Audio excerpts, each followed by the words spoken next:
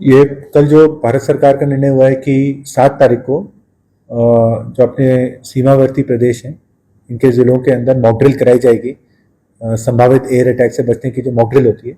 ये कराई जाएगी। इसी के क्रम में जो अभी तक दिशा निर्देश प्राप्त हुए हैं सरकार से उसके क्रम में कार्रवाई की जा रही है। फॉर इंस्टेंस अपने जो एयर सायरन्स होते हैं, इस मॉक ड्रिल का एक पार्ट होता है कि एयर सायरन्स जो होते हैं वो एयर सायरन्स बजाए जाएंगे। और उसके साथ ही क्या होता है कि जो सिविल डिफेंस के वॉलंटियर्स होते हैं तो पूरे शहर भर के अंदर वो वॉलंटियर्स को भेजा जाएगा ताकि वो वॉलंटियर्स लोगों को ट्रेन कर सकें, उनको एजुकेट कर सकें कि जब ये एयर सायरन यदि बजते हैं तो उस समय अपने को क्या क्या कार्रवाई करनी है, कि किस प्रकार से अपने को सेफ जगह, खुली जगह, सेफ जगह चले जाना है ताकि यदि कोई स्प्लिंटर्स हों, डेब्रीज हों, उनसे कम अपने हताहत हों। उसके अलावा भी जो इस तरह का यदि कोई वाकया होता है तो उसमें 6-7 तरह की सर्विसेज होती हैं जिनका कोऑर्डिनेशन रहता है। फॉर एग्जांपल फायर सर्विस होती है, फॉर एग्जांपल जो आपकी सिविल डिफेंस होती है, पुलिस होती है,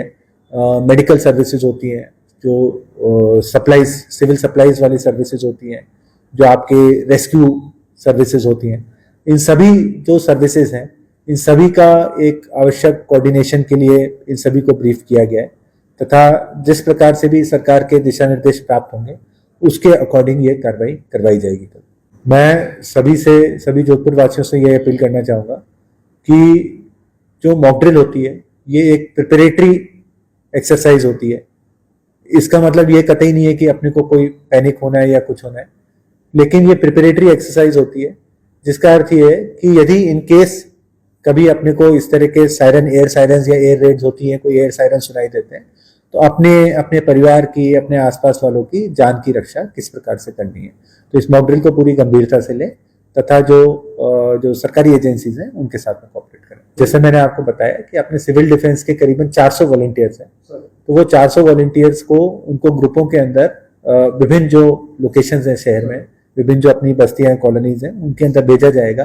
तथा वो जो है लोगों को अवेयर करेंगे कि यदि सायरन बजता है तो अपने को किस प्रकार से कार्रवाई करनी चाहिए। उसके अलावा प्रॉपर जो एसओपी होता है वो भी आज प्रेस रिलीज के माध्यम से रिलीज किया जाएगा कि इन केस यदि सायरन बजता है तो लोगों को क्या करना चाहिए। जो 18 सायरन है, एक सायरन से काफी बड़ा एक्चुअली एरिया आपका कवर होता है क्योंकि जो साउंड वेव है वो आपकी प्रोपेगेट करती है।